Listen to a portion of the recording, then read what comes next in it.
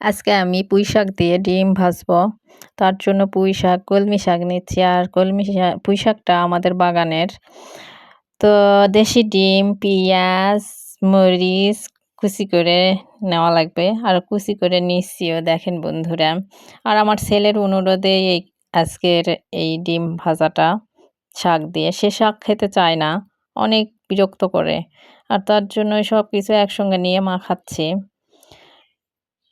ছোট বাচ্চাদের একটাই সমস্যা যে শাক খাবার চায় না। আমি অনেকভাবেই চেষ্টা করি আর ভিডিও ছাড়ি যে আপনারা দেখে একটু কিছু আমার মতো করার চেষ্টা করেন। আমার ছেলেকে খাওয়াতে পারি না।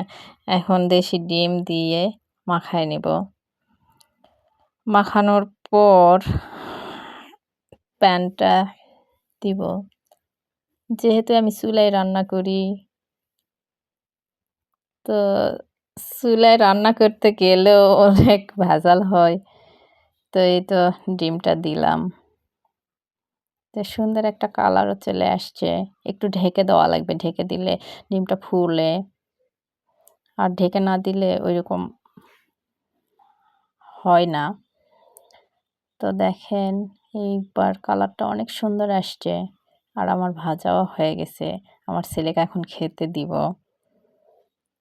আমার ছেলে অপেক্ষা করতেছে কখন আমি তাকে ডিম ভাজা দিয়ে গরম ভাত খাবার দিব।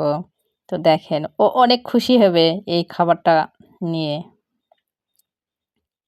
দেখছেন কতটা খুশি আর আনন্দ করে খাচ্ছে।